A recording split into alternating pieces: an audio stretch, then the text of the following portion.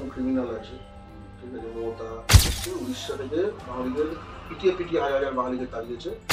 बंगाल में जाओ, बंगाली लड़की को खून करो, दर्शन करो, उसका भाई बोन लोग ही तुमको सारा जीवन खिलाएगा। বলেছে এই সঞ্জয় রায় নির্দোষ। অক্ষয় কুমার যে ডায়লগ মানে সেই ডায়লগকে হিন্দি বলে, সেই ডায়লগ একদম হুবহু যদি শাহরুখ খান বলে সেটাকে উর্দু বলে। This channel does not promote any violent, harmful or illegal activities. All content provided by this channel is meant for an educational purpose only. নমস্কার, আপনারা দেখছেন সোজা কথা, প্রেজেন্টেড বাই নিউজ বাংলা 24/7। সবার সাথে সবার পাশে, আর আমি স্বর্ণদীপ আপনাদের সাথে। আজকে আমরা যার সাথে কথা বলবো তার আগেই আমি একটা জিনিস বলতে চাই। লড়াই আমাদের সবসময় রয়েছে, কোনো সময় শাসক দলের লড়াই, কোনো সময় বিরোধী দলের লড়াই, কোনো সময় অধিকারের লড়াই, আবার কোনো সময় ভাষার লড়াই। আজ রয়েছি বাংলা পক্ষর একদম প্রধান মুখ বলা চলে, গর্গ চট্টোপাধ্যায় আমাদের অতিথি আজকে। গর্গবাবু, অনেক অনেক স্বাগত নিউজ বাংলা 24/7। দর্শকদের স্বাগত। প্রথমে বলি যে আমরা একদম খোলাখুলি আলোচনা করব সব ধরনের বিষয় নিয়ে। প্রথমে বলবো, কেমন আছেন? ভাষার লড়াই, অদলীয় রাজনীতি থেকে ব্যক্তিগত জীবন কিরকম ভাবে কাটাচ্ছেন? লড়াইটা শুধু ভাষার নয়, লড়াইটা হচ্ছে জাতির লড়াই। জাতি যেহেতু ভিত্তি হচ্ছে ভাষা, তাই ভাষার লড়াইয়ের বিষয়টা চলে আসে। কিন্তু মূলত হচ্ছে বাঙালি জাতির অধিকারের লড়াই। এবং এই সময় যদি দাঁড়িয়ে আমরা দেখি যে বাংলার মাটিতে পুঁজি বাজার, চাকরি, জমি, টেন্ডার, হকারি স্পট, কত লাইন, টোটো লাইন, খনি, বন্দর, জনপ্রতিনিধিত্ব, জনপ্রশাসন, জনবিন্যাস সবকিছুই বাঙালি বেদখল হয়ে যাচ্ছে, সবকিছু থেকে বেদখল করে দেওয়া হচ্ছে ইংরেজ সাম্রাজ্যবাদ দ্বারা এবং তাদের স্থানীয় দোসরদের দ্বারা। এক অর্থে ভালো থাকার কথা না, কোনো বাঙালি ভালো নেই, এবং আমিও বাঙালি বলে সে অর্থে সেই সামগ্রিক ভালো না থাকার অংশ আমি। আবার একই সঙ্গে এই যে হিন্দু সাম্রাজ্যবাদের দ্বারা তৈরি যে অনুগত দাস চেতনা, ঠিক আছে, যার ফলে আমরা কুঁকড়ে যাই নিজের মানে নিজ অধিকার বলতে বা অধিকারের জন্য লড়তে বা অধিকারের জন্য দাঁড়াতে যে ত্রুকুণ্ঠা বোধ করি, তার থেকে এই যে বাংলা পক্ষ, ভারতে বাঙালির জাতীয় সংগঠন তৈরি হয়েছে, যেহেতু তার একটা অংশ হিসেবে আমি কাজ করি, তার একটা সহযোগিতা হিসেবে, ফলে আপামর বাঙালির থেকে কিন্তু কিছুটা উৎফুল্ল মনে আমরা কাজ করি। ঠিক, মানে সাধারণ যে খারাপ থাকাটা রয়েছে, আবার একই সঙ্গে আমাদের জীবনে একখানা খুব স্পষ্ট অভিষ্ট রয়েছে, এবং প্রতিদিন আমরা বাঙালির যে আশীর্বাদ পাই, ভালোবাসা পাই, অকুণ্ঠ ভালোবাসা, ঠিক আছে, বাঙালির শত্রুদের থেকে ঘৃণা পাই, এবং সেই ঘৃণা আমাদের বলশালী করে তোলে, সেই ঘৃণা আমাদের অনুপ্রেরণা দেয়। ফলে সব মিলিয়ে খারাপের পরিপ্রেক্ষিতে ভালো আছি, এবং এই ভালো থাকাটা যাতে আরো সামগ্রিক হয়ে ওঠে, সারা বাঙালি জাতি এই ভারতে যেন ভালো থাকে, একদম তার জন্য লড়াই চলছে। হাভার্ড থেকে পড়াশোনা যাত্রাটা যদি বলেন, মানে ছোটবেলা থেকে হাভার্ড অব্দি যাত্রা, এটি একটি বাঙালি জাতির প্রতি একটি গর্বের বিষয়, হাভার্ডে যাওয়া এবং সেখানে পড়াশোনা করে আসা। যাত্রাটা যদি বিস্তারিত হতে পারে। দেখো, যাত্রাটা যে কোনো মানুষের যাত্রা কখনো কোনো ব্যক্তিগত যাত্রা হয় না। ঠিক, প্রতিটি মানুষ আসলে তার সামাজিক পরিপ্রেক্ষিত এবং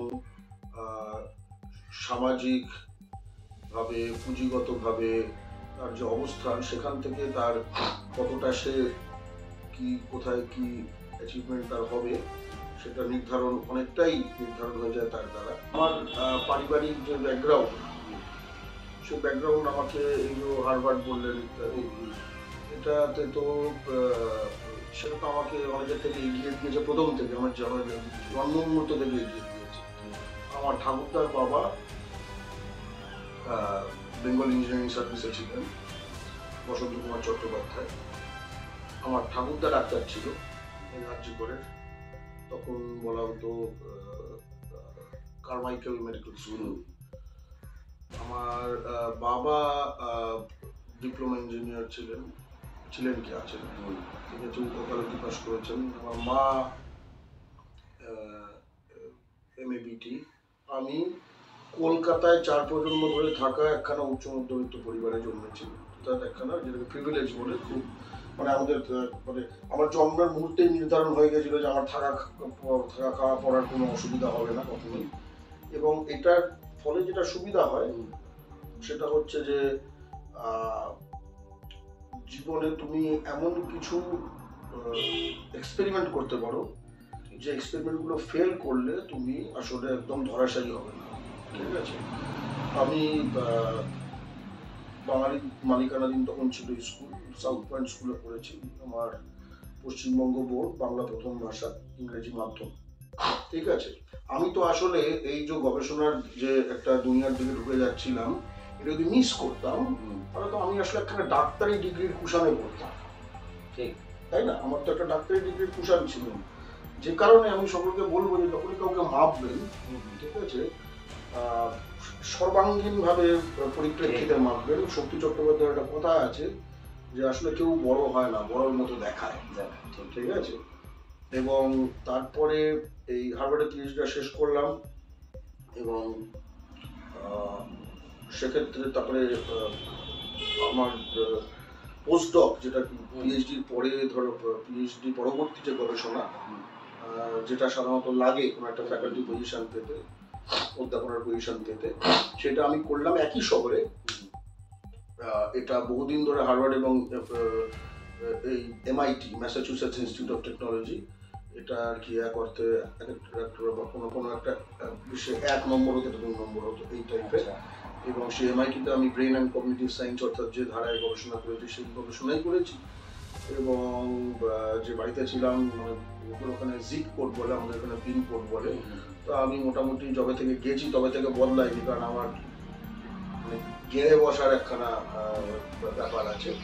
তো আমি ভাবলাম আমি তো যেহেতু বাংলায় ফিরবো, তো বাংলায় ফেরার আগে 3টে বছর আমি আবার অন্য কোনো জায়গায় যাবো পোস্টডক করতে ইত্যাদি, তখন আবার নতুন সেট অফ বন্ধু চেনা জানা ইত্যাদি, আর দরকার নেই আমার, যা আছে সেটাই চলুক ততদিন অবধি। আর এখানে যেহেতু আমি সমাজে বন্ধু করি, শুধু বিশ্ববিদ্যালয় বা ওই পরিসরে না, যে কারণে আমার প্রতি বছরই মার্কিন যুক্তরাষ্ট্রে নানা কারণে যাওয়া হয়।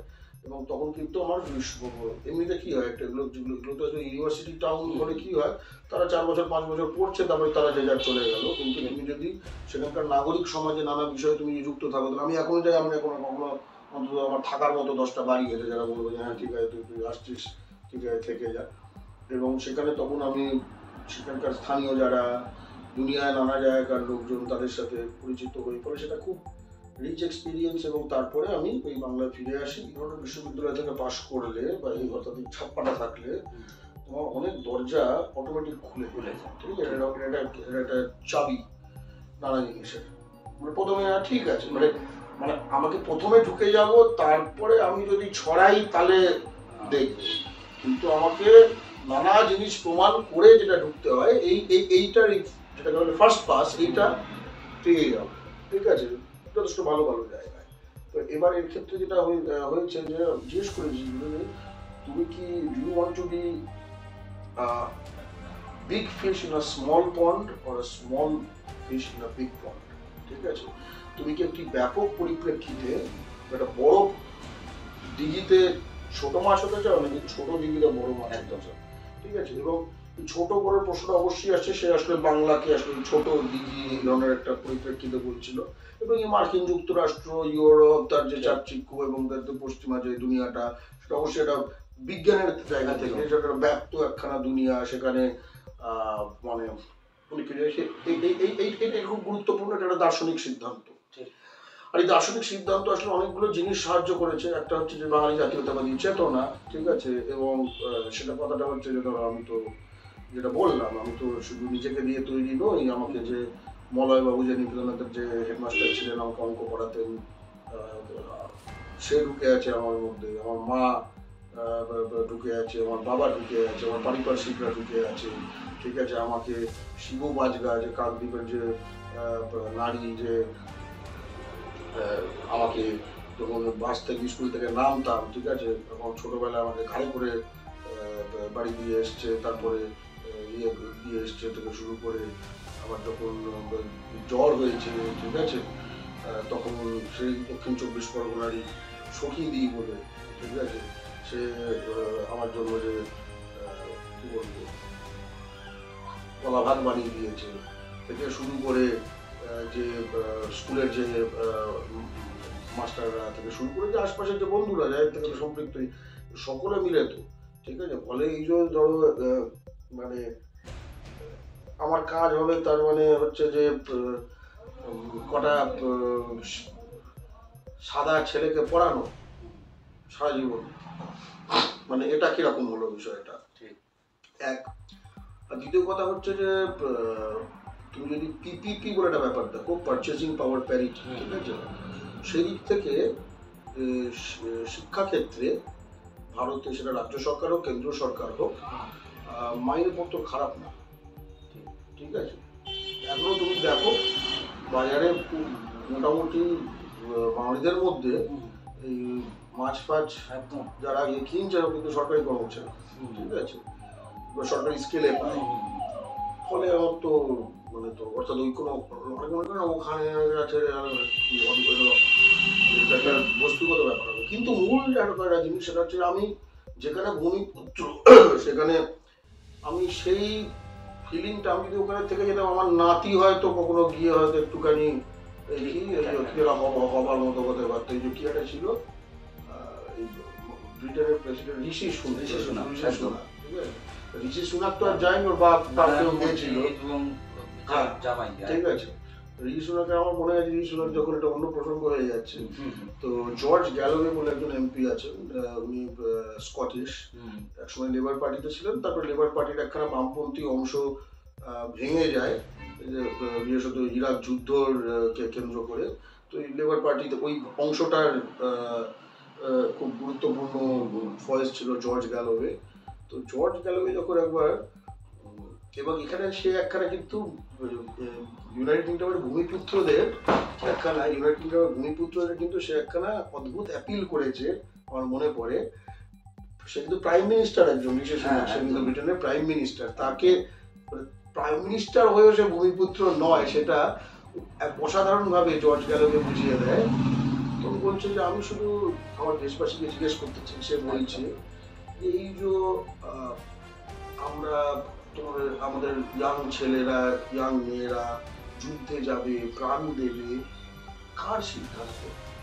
তারপরে একটা এমন অসাধারণ ভাবে শব্দটা ডেলিভার করে, সে বলে ঋষি সুনাক। এই যে তার নামগুলো যে ইংরেজি নাম নয়, সেটা সেইভাবে ডেলিভার করার মধ্যে সে কিন্তু আসলে তার দর্শকদের অনেক কিছু বুঝিয়ে দিচ্ছে যে এই ইংরেজ ছেলেমেয়েগুলো, স্কটিশ ছেলেমেয়েগুলো একটা ঋষি সুনাক এর সিদ্ধান্তে এখন প্রাণ দিতে যাবে ইরাকে না কোন আফগানিস্তানে কোথায়, ঠিক আছে, মগের মুলুকে, অর্থাৎ প্রাইম মিনিস্টার হয়েও হয়নি, ঠিক আছে। তো আমি আমার লাইফে ঠিক আছে এরকম অদ্ভুত ভাবে তোমার ভেবে দেখো, আজকে মার্কিন যুক্তরাষ্ট্রে হোক বিহারে হোক, আমি যদি রাস্তা দিয়ে যাচ্ছি কেউ যদি আমাকে একটু জোরে এরকম করে, তো সঙ্গে সঙ্গে তোমার একটা ভয় কাজ করবে, কি হবে, ঠিক আছে, ওকে এরকম ভাবে তাকাবো। পশ্চিমবঙ্গের মাঠে আমাদের করে আমার রিয়াকশন হবে একদম রাইট। অর্থাৎ আমার এই এক জীবনে, আর জীবন আছে কিনা আমি জানি না, এই এক জীবনে এই গলার এই ভয়েসটা আমি চিরতরে দান দিয়ে আসবো, এটা আমার পক্ষে সম্ভব ছিল না, এটা আমি এই কম্প্রোমাইজটা করা সম্ভব না। আচ্ছা, বর্তমানে বাঙালি চলচ্চিত্র শিল্পে একটি কমন কথা বাংলা সিনেমার পাশে দাঁড়ায়, এটি বলার প্রয়োজন কেন মনে হচ্ছে? মানে শুধুমাত্র কি দর্শকদের অভাব, নাকি রাজনৈতিক লবিবাজি, নানান ধরনের জিনিস, আসলে যারা অনেক শিল্পীরা কাজ পাচ্ছে না, এটাও একটা বড় কারণ? যে জাতি, তুমি দেখো তোমার বাংলা সিনেমা যে তোমার একটা ক্রাইসিস চলছে, দর্শক হচ্ছে না। বাংলা হচ্ছে একমাত্র সিনেমা জগতে ভারতবর্ষের মধ্যে একমাত্র মার্কেট যেখানে যে ভাষা থেকে সবচেয়ে বেশি রেভিনিউ ওঠে সেটা সেই রাজ্যের মাতৃভাষা, একমাত্র মার্কেট। আমাদের বুঝতে হবে বাংলাটা ইউনিক কোনো একটা প্রবলেম রয়েছে, ঠিক আছে। এবার তুমি যদি অন্যান্য যারা মার্কেটগুলো রয়েছে তাদের সঙ্গে বাংলার মার্কেটের বাংলার সিনেমার মধ্যে তফাৎটা কি, তবে আমরা বুঝতে পারি। একদম। প্রথম হচ্ছে অধিকাংশ প্রডিউসার তামিলে দেখো, ইয়েতে দেখো, তেলেগুতে দেখো, তারা সেই জাতির পুঁজি, ঠিক আছে, জাতির পুঁজি হলে জাতির প্রডিউসার এটা চলবে এটা চলবে না এই নির্ধারণটা সে করবে, ঠিক আছে, ওখানে কে বাদ কে থাকলো সেটা তারা ঠিক করবে। আমাদের এখানে সেটা নয়, আমাদের এখানে নানা রকম ক্রিমিনাল আছে, ঠিক আছে, মমতা আরো সব, তো এটাই কন্ট্রোল করে, ভয় পাওয়ার কিছু নেই, নানা রকম কেস আছে ওদের কাছে। তো এবার কথাটা হচ্ছে যে এই যে অবস্থাটা, এর একটা আমি অন্যতর একখানা উদাহরণ দিতে চাই। তুমি যদি অনেকে বলে আমরা কি শুধু বাংলা দেখবো, আমরা কি কুকুমন্ডক হয়ে থাকবো, ব্যাপারটা খুব উল্টো। এই জন্য আমরা কি শুধু বাংলা দেখবো, আমরা কি সারা বিশ্বের সঙ্গে পরিচিত হব না, এই কথাগুলো যারা বলে তারা একটাই কথা বলার চেষ্টা করে, আমরা কি হিন্দি উর্দু দেখবো না, তারা আসলে এই কথাটার মাধ্যমে বিশ্ব কথাটা বলার চেষ্টা করে। আসলে যেটা হয়েছে, তোমার বিশ্বটা খুব ছোট করে দিয়েছে, সাম্রাজ্যবাদ যেটা করে, হিন্দি সাম্রাজ্যবাদ, যে কোনো সাম্রাজ্যবাদী যেটা করে, তোমার দুনিয়াটা খুব ছোট করে দেয় এবং তোমাকে একটা কুয়োর মধ্যে ঢুকিয়ে দেয়, ঠিক আছে, কুয়োর মধ্যে ঢুকিয়ে কুয়োর উপর একটা ঢাকনা দিয়ে দেয়, ঢাকনাটার তলায় কিন্তু চাঁদ তারা এসব এঁকে দেয়, তুমি তলায় দেখে মনে হবে এটা আকাশ, ঠিক আছে, ফলে তোমার তখন মনে হবে যে এই আকাশটাও যদি না দেখতে পারি, আমরা ঢাকনাটা খুলে নিয়েছে, ঠিক আছে, এবং ওই ব্যায়াম যাতে প্রথমে বুঝতে পারে যে আসলে পৃথিবীটা কত বড়, এবং তারপরে তার পেশিতে সেই শক্তিটা দেওয়া যাতে সে লাফাতে পারে, কারণ তখন সে কিন্তু কুয়োর কিনারাগুলো দেখতে পাবে, তখন ওটা কুয়োতে আছে সেটা বুঝতে পারবে, ঠিক আছে, তুমি যদি ওটা ঢেকে দাও আলো ঢুকছে না, কিন্তু তুমি তো একদম ফ্লোরোসেন্ট দিয়ে রং ফং করে দিয়েছে, অত কুয়োতে আছে তাই বুঝবে না, ঠিক আছে। আমরা তো ঢাকনাটাকে ভাঙতে চাই, ঢাকনাটাকে ভাঙা, অনেকে বলছে এই হিন্দি উর্দু সিনেমা ধরো বাংলায় আমরা বলি, আমরা খুব স্পষ্ট কথা বলি হিন্দি উর্দু সিনেমা দেখবেন না, হিন্দি উর্দু একই ভাষা, অক্ষয় কুমার যে ডায়লগ মানে সেই ডায়লগকে হিন্দি বলে, সেই ডায়লগ একদম হুবহু যদি শাহরুখ খান বলে সেটাকে উর্দু বলে, ঠিক আছে, কিছুই না। এবং ভেবে দেখুন একটা ভাষার মধ্যে বা জাতির মধ্যে কতটা সাম্প্রদায়িকতা, যে যেটা যে এই ভাষাটা ভাষার নাম বললে যে বলছে না ধর্ম তুমি বুঝতে পারবে, এটা অন্য কোনো ভাষা আছে, ঠিক আছে, তামিল বলছে সেটা কেউ একটা বললো আমি তামিল ভাষা বলি, সেটা এমকে স্টালিনও হতে পারে, সেটা এপিজে আব্দুল কালামও হতে পারে, ঠিক আছে, কেউ বলছে আমি বাংলা বলি, ঠিক আছে, সেটা জ্যোতিবাবু হতে পারে, সেটা গরিকান চৌধুরীও হতে পারে, রাইট, যদি বলে আমি উর্দু বলি, যদি বলে তার ধর্ম, যদি বলে আমি হিন্দি বলি, যদি বলে তার ধর্ম, মানে কি ভয়ঙ্কর। এবং আসলে কি আমরা এটা একই ভাষা, সেই ভাষাটার মধ্যে যারা মুসলমান তারা বলে আমরা উর্দু বলি, সেই ভাষাটার মধ্যে যারা হিন্দু তারা বলে আমরা হিন্দি বলি, ঠিক আছে। এবং মাথায় রাখবে যে বিশ্বের এটা সবচেয়ে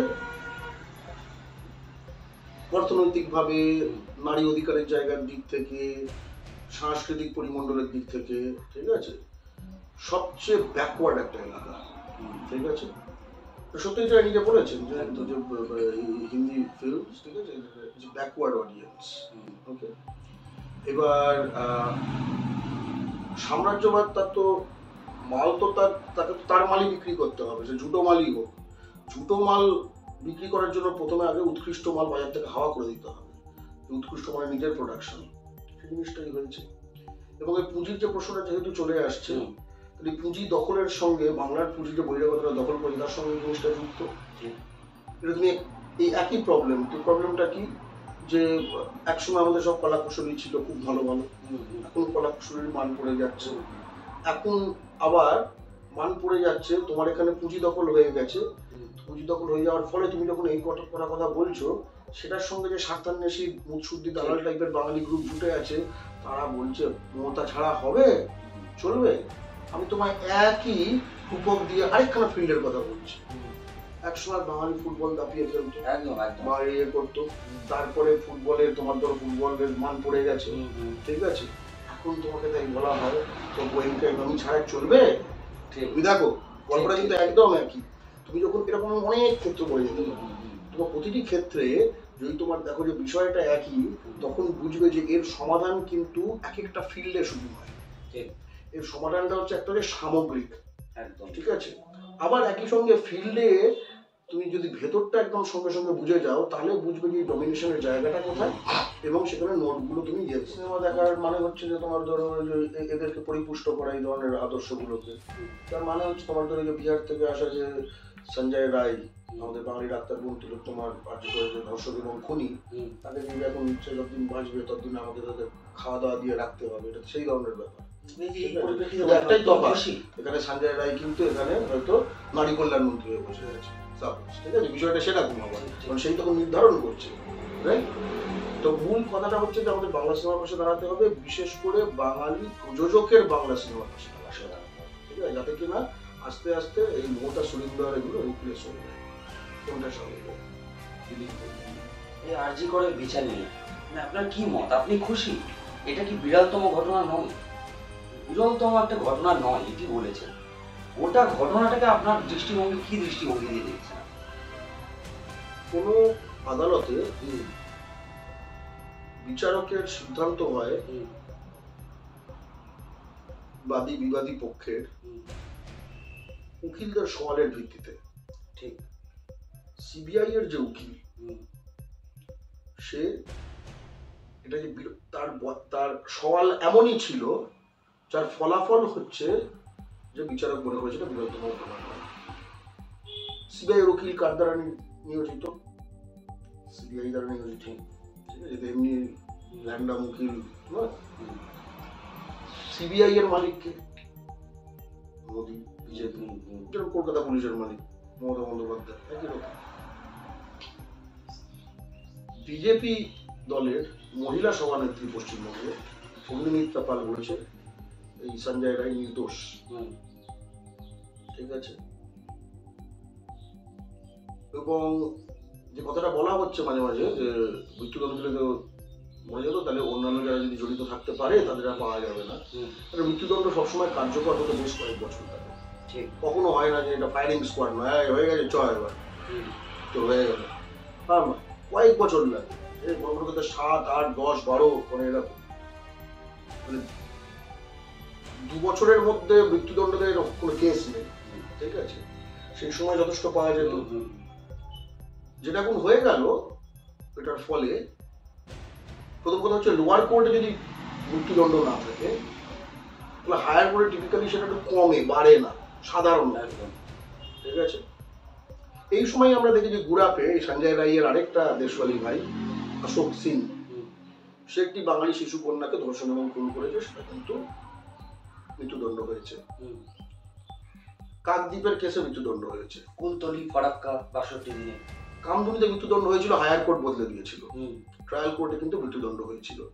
সেখানে কিন্তু পুলিশের নিয়োজিত পশ্চিমবঙ্গ সরকারের উকিল, নট সিবিআই উকিল। একটা কম্পিটেন্সির প্রশ্ন আছে, মানে কম্পিটেন্সিটা ইচ্ছাকৃত কি না ইচ্ছাকৃত। কারণ এই বিজেপির রাষ্ট্রীয় মহিলা কমিশন, লক্ষ্য করে দেখো মহিলাদের দিয়ে বলা হচ্ছে যে অগ্নিমিত্রা পাল সে বলছে যে সঞ্জয় রায় নির্দোষ। রাষ্ট্রীয় মহিলা কমিশন বলছে আমরা রায়ে খুশি, সাজা যে তাতে খুশি, মৃত্যুদণ্ড যে হয়নি তাতে খুশি সে। আবার এই অগ্নিমিত্রা পাল সে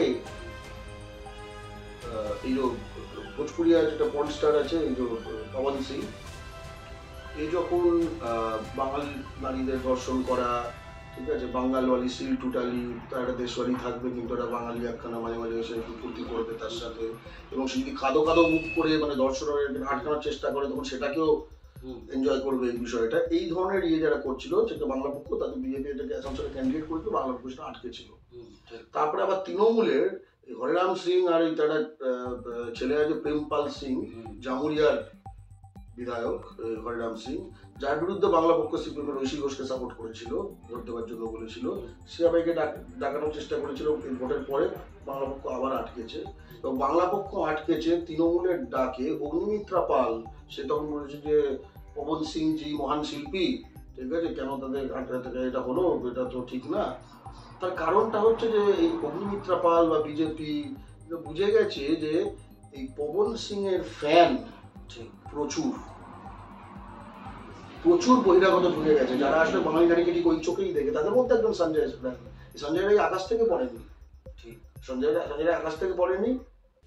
একটা সঞ্জয় রায়কে লটকে দিলে বাকি সঞ্জয় রায়গুলোকে আমরা টার্গেট দিতে পারতাম। তার মানেটা হচ্ছে কিন্তু কলার কাঁদি থেকে একটা কলা যদি কাটা যেত, পরে তো পুরো কাঁদি কেটে নামিয়ে দেওয়া যেত।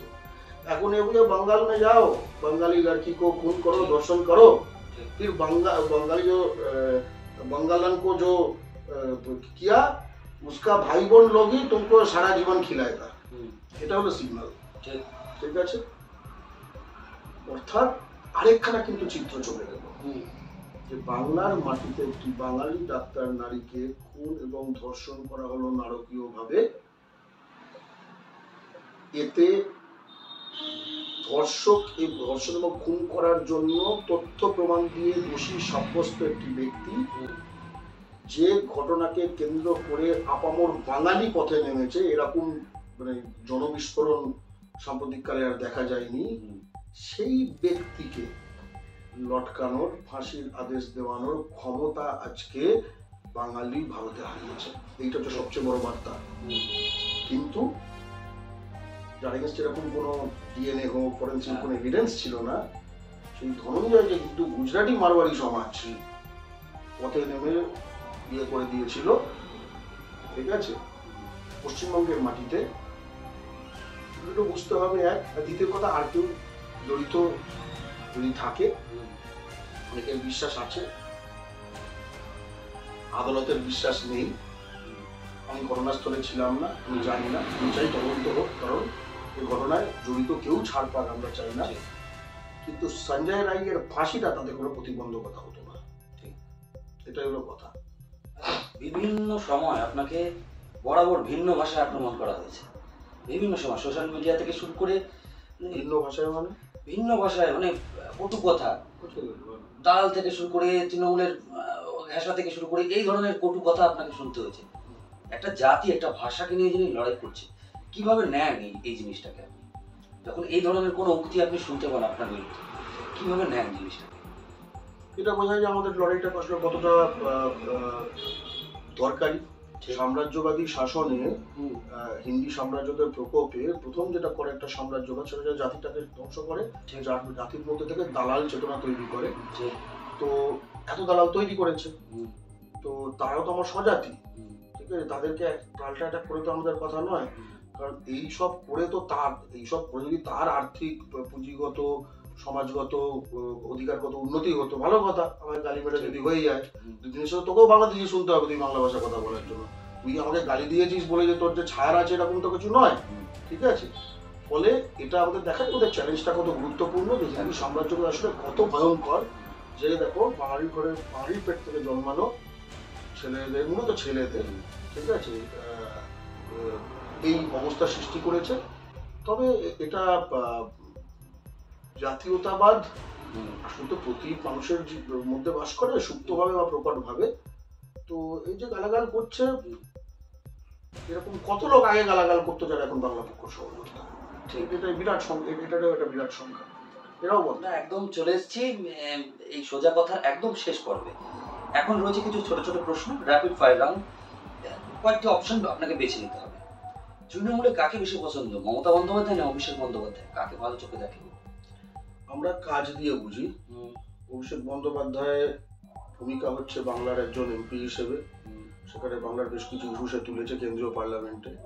মমতা বন্দ্যোপাধ্যায় বাংলার মুখ্যমন্ত্রী, ঠিক আছে, আমরা তার বেশ কিছু কাজের প্রশংসা করেছি, বেশ কিছু কাজের সমালোচনা করেছি। আমার মনে হয় দুটো তুলনীয় নয়। দুজনকে যদি একই পদে যদি আমরা ইয়ে করতে পারতাম। আরেকটাও দিক, মমতা বন্দ্যোপাধ্যায় কেন্দ্রের মন্ত্রী ছিলেন, কেন্দ্রের এমপি ছিলেন লোকসভায়, কিন্তু তখন তিনি মন্ত্রী ছিলেন, অনেক কিছু পাইয়ে দিতে পেরেছেন। অভিষেক বন্দ্যোপাধ্যায় কখনো কোনো রুলিং কোয়ালিশনের এমপি বা মন্ত্রী সেইভাবে হয়নি কেন্দ্রে, তো সেক্ষেত্রে ব্যাপারটা তো বলতে হবে গান্ধীজি না নেতাজি? গান্ধীজি না নেতাজি? সুভাষচন্দ্র বোস। হ্যাঁ, কারণটা হচ্ছে যে আমরা হুম, আমাদের নামে আমাদের নায়কদের ডাকবো, একদম একদমই স্পষ্ট কথা। হুম। এবং এটাতে কোনো নেতাজির কথাটা এটা কোনো অন্য কথা। এটা কোনো প্রশ্ন হুম। না, সে অবশ্যই। যে নেতাজি সুভাষচন্দ্র বসু না গান্ধী? ভিন্ন ভিন্ন মানুষের ভিন্ন ভিন্ন মত থাকে। কেউ অনেকে বলেন যে আমার গান্ধীজির ধারা বা তার নীতি আদর্শ ভালো লাগে। এগুলো আমার সামনে আনা হবে। বা অনেকে আমার এইগুলোকে সারা পশ্চিমবঙ্গ থেকে কালেক্ট করে হুম, বাংলা পক্ষের অফিসে আনা হবে। একদম। আমরা তারপরে তাদের জন্য কিছু উপহার অপেক্ষা করবো। ঠিক। বাংলা সিনেমা দেখেন নিশ্চয়? বেলা শেষে চাঁদের পাহাড় 22 শ্রাবণ আপনার ফেভারিট? চাঁদের পাহাড়। বাঙালির সেরা মুখ্যমন্ত্রী? অজয় মুখোপাধ্যায়। আপনার প্রিয় পশু, ফেভারিট অ্যানিম্যাল? প্রতিটি বাঙালির স্পিরিট একদম। আর আপনার সেরা বাঙালি অভিনেতা? উত্তম কুমার। ঠিক। নায়িকার দিকে যদি যাই? অভিনেত্রী হলে একরকম, একদম। নায়িকা হলে জ্যোতি বসু না বুদ্ধদেব ভট্টাচার্য? জ্যোতি বসু। আচ্ছা, বাংলার অনেক কথার অর্থ আমরা জানি না।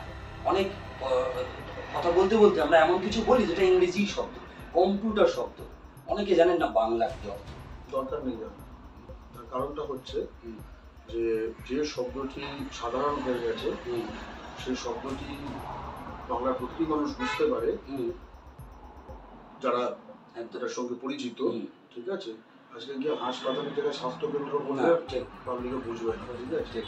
পাবলিক কথাটার মানে পাবলিক। হ্যাঁ, হ্যাঁ, ঠিক। ঠিক আছে, আমরা ক্লিষ্ট বাংলা করতে হবে। আমরা এটা আসলে আমাদের জিনিসটা নয়। একদম, হ্যাঁ। বড় বাজারে আজকে যদি প্রতিটি সাইনবোর্ড বাংলা করে দেওয়া হয় এবং প্রতিটি মারোয়ারি যদি বাংলা বলতে শুরু করে এবং বঙ্কিমচন্দ্রের বাংলা বলতে শুরু করে, হুম, তাহলেও কিন্তু পুঁজির মালিকানার 1% তফাতে দিকতে করতে হবে না। ঠিক ঠিক। আছে, মূল প্রশ্ন হচ্ছে পুঁজির এবং ক্ষমতা। ঠিক আছে, ঠিক। বাইক চালান? কোনটি পছন্দ? বাইক রাইডিং, কার ড্রাইভিং বা আমি সাইকেল চালাতে জানি। আচ্ছা। আমি সবসময় যদি বড় শহরে থেকেছি, হ্যাঁ। মানে মার্কিন যুক্তরাষ্ট্রের কলেজে যখন ছিলাম তখন সে গাড়ি টাড়ি যায়, এত জনবহুল শহরে থেকেছি যে ওখানে সাইকেল চালিয়েছি। এবং ধরো তোমার গণপরিবহন যেটা মেট্রো, বাস, এসবই। পাহাড় না সমুদ্র কোনটি করবেন? পাহাড় না সমুদ্র কোনটি করবেন? কোন ডেস্টিনেশনে যেতে বেশি আপনার ফার্স্ট প্রায়োরিটি? বরং উল্টো বলবো, দীঘা না পুরী। উত্তর হচ্ছে দীঘা। তার কারণ হচ্ছে উড়িষ্যা থেকে বাঙালিদের পিটিয়ে পিটিয়ে হাজার হাজার বাঙালিকে তাড়িয়েছে। বাঙালি যারা লজ্জার মাথা না খেয়ে ওখানে পয়সা আদালতে না যায়। আর এই দার্জিলিং না পেলি, ঠিক আছে, দার্জিলিং না গ্যাংটক, এক্ষেত্রেও বোঝা উচিত যে ওখান থেকে যখন গাড়ি এসে এখানে ব্যবসা করতে পারে, কিন্তু বাঙালি ট্যুর অপারেটরদের এখানে ব্যবসা করতে দেয় না। ওই গ্যাংটক ফ্যাংটক সিকিম এগুলো বর্জন করুন এবং নিজের টাকা নিজের এখানে করা। যাদের সঙ্গে বাঙালির এরকম কোনো বৈরী সম্পর্ক নেই, যারা বাঙালির বিরুদ্ধতা করছে না, যেরকম ধরুন উটি, ঠিক আছে, তামিলরা যান সেখানে, আমাদের কোনো প্রবলেম নেই। আমরা শুধু বলছি না সব শুধু পশ্চিমবঙ্গের মধ্যে ঘুরতে হবে যদি আপনার টাকা পয়সা থাকে। কিন্তু যারা পশ্চিমবঙ্গের সঙ্গে শত্রুতা করছে, দয়া করে সেগুলোকে ভয় করতে। আপনার আইডল, একদম শেষ প্রশ্ন, আপনার আইডল, আপনার পথ প্রদর্শক বা আপনার আইডল জীবনের? চিত্তরঞ্জন দাস। ফটো আছে আমাদের এই অফিসে, উনি আমাদের অভিভাবক। অনেক অনেক ধন্যবাদ আপনার এত ব্যস্ততম সময়ের মধ্যে আমাদেরকে এই সময় বার করে দেওয়ার জন্য। আজকে আমাদের অতিথি ছিলেন গর্গ চট্টোপাধ্যায়। আপনারা দেখছিলেন সোজা কথা, আমি স্বর্ণদীপ আপনাদের সাথে। আবার দেখা হবে অন্য কোনো এপিসোডে। আজকের মতো এখানেই। নমস্কার। সোজা কথা, presented by news Bangla 24x7।